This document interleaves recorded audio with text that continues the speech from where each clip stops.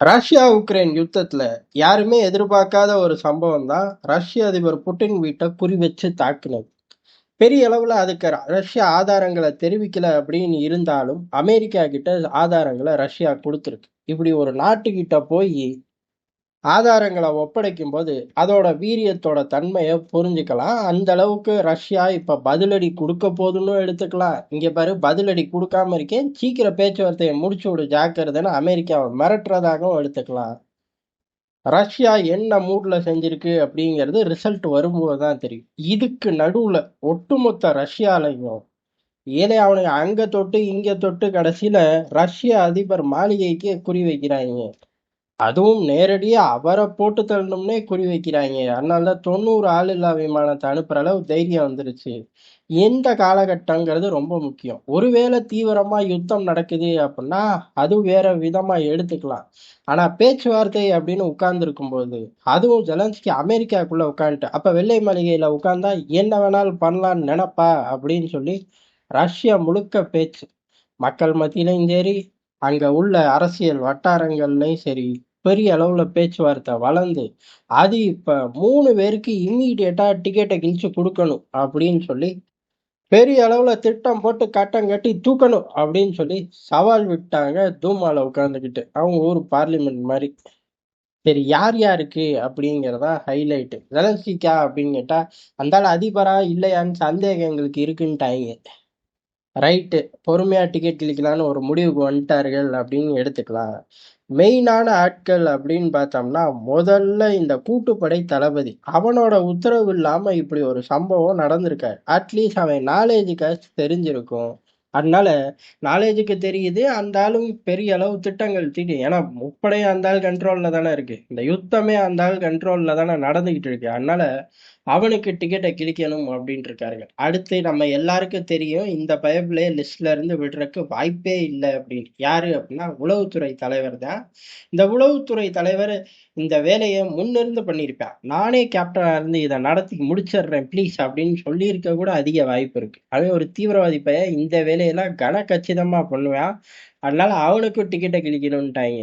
இப்ப முப்படை தளபதியும் hit list, ரஷ்யாவோட ஹிட் லிஸ்ட். உக்ரைனோட உளவுத்துறை தலைவரும் ரஷ்யாவோட ஹிட் லிஸ்ட். அதுக்கடுத்து உள்நாட்டு பாதுகாப்புக்குன்னு இன்னொரு ஆசாமி. அவர் ஏறக்குறைய ஆசாமி தான். ஏன் அப்படின்னா பேரு தான் உள்நாட்டு பாதுகாப்புக்கு. உள்நாட்டு தான் யுத்தத்துல இருக்கே, அப்புறம் எங்கிட்டு இவரை பாதுகாப்பு கொடுக்க. ஆனா அதுல நடக்கக்கூடிய அம்புட்டு டிரான்சாக்ஷனையும் பாதுகாத்து சேஃப்டியா வெளியில அனுப்புற வேலையை பார்த்துக்கிட்டு இருக்காரு. அப்ப ஜெலன்ஸ்கியோட அடிமடியில கை வைக்கிறார்கள் ரஷ்யர்கள் அப்படின்னு எடுத்துக்கலாம். இந்த 3 பயல்களுக்கு டிக்கெட்டை கிழிக்கிறோம். இனிமே இந்த மாதிரி எவனும் திட்டம் போடக்கூடாதுங்கிறத நிரூபிக்கிறோம் அப்படின்னு சொல்லி பெரிய அளவுல பேச ஆரம்பிச்சிருக்கார்கள். இப்ப ஜெலன்ஸ்கியோட உள்வட்டத்துல முக்கியமான ஆட்கள், இந்த யுத்தத்தை நடத்துறதுலே முக்கியமான ஆட்கள் அப்படின்னா ஜெலன்ஸ்கி எடுத்துக்கலாம். ஆமா, அந்தால அதிபர்.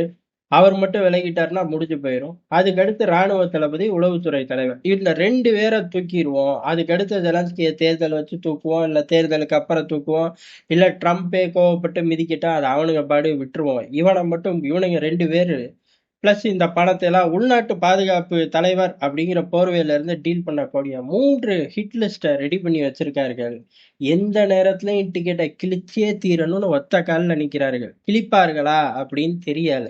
ராணுவ ரீதியான திட்டங்கள் இருக்கா அப்படின்னு கேட்டா இல்ல. ஆனா ரஷ்யா முழுக்க ஒரு கொந்தளிப்பு இருக்கு. காரணம் அதிபர் மாளிகையிலே குறி வச்சுட்டாங்கல்ல. இந்த 3 நபர்கள் திட்டம் தீட்டாம கிரீன் சிக்னல் வேணா உக்ரைன் அதிபர் தரலாம், நாங்களும் இங்க இருந்து காட்டுறோம் ப்ளீஸ் அப்படின்னு ஐரோப்பா தரலாம். ஆனா திட்டங்கள் தீட்டுறது அப்படிங்கிறது இந்த பயல்கள்கிட்ட தான் இருக்கும். அட்லீஸ்ட் இனி வரும் நாட்கள்ல திட்டங்கள் வெளியில இருந்து வந்துச்சான்னு ஸ்மெல் பண்ண சொல்லி இப்ப கிரிமினல் பார்த்துருக்கு. அதுக்காக தான் மெயினா அமெரிக்காவோட கதவையே தட்டுறது. ஏலே நீ எது இருக்கேன்னா நீயே செத்து போயிரு பார்த்துக்கங்கிற மாதிரி தான் அங்கேயும் கதவுகள் தட்டப்படுது அப்படின்னு சொல்லப்படுது. அமெரிக்காவை பொறுத்தவரை இந்த அளவுக்கு நேரடியா போக மாட்டாங்க. ஏன் அப்படின்னா எப்படி பார்த்தாலும் மிஸ் ஆயிரும். மிஸ்ஸே ஆகல 1% அண்ணன் அமெரிக்கா 1% கூட இல்லையா அப்படின்னு சொல்லலாம்னா 1% வச்சு சாதிச்சு இது தொலைச்சிட்டாங்க அப்படின்னா ஆட்டோமேட்டிக்கா யுத்தம் வெடிச்சிடும். அமெரிக்கா நாறி போயிடும். அப்புறம் அண்ணன் அமெரிக்கான்னு ஊருக்குள்ள சுத்த முடியாது. அப்ப அந்த அளவுக்கு ரிஸ்க் அமெரிக்கா எடுக்க வாய்ப்பு இல்லை. ஐரோப்பா இன்னைக்கு நிலைமைக்கு புட்டினையே தொடர அளவுக்கு வருவார்களா அப்படின்னு கேட்டா அந்த ரேஞ்சுக்கு அவர்களும் வர வாய்ப்பு இல்லை. ஆனா எந்த டைரக்ஷன்ல நின்னு யோசிச்சு பார்த்தாலும் ஜெலன்ஸ்கிக்கு மட்டும் இப்படி ஒரு சர்டிபிகேட்டை கொடுக்கவே முடியாது. ஏன்னா இந்த மாதிரி பைத்தியக்காரத்தனத்தோட செய்யறதுல அவருக்கு நிகர் அவரே. யாரு? ஜெலன்ஸ்கியே.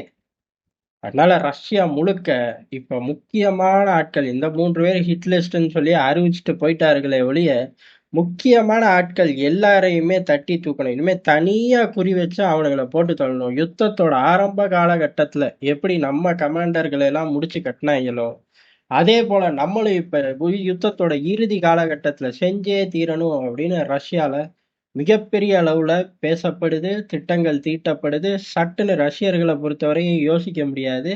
பட்டுன்னு குதிச்சிருவார்கள் யுத்த களத்துக்குள்ள. அதனால இனி வரும் நாட்கள் யுத்தம் ஒரு பக்கம் நடக்கிற அப்டேட்லாம் தனியா வரும் மாட்டுக்கு இந்த மாதிரி உக்ரைனோட ஹெவி வெயிட்டான ஆட்களுக்கு டிக்கெட் கிழிக்கக்கூடிய அப்டேட்டுகள் தனியா வந்தாலும் ஆச்சரியப்படுறதுக்கு இல்ல.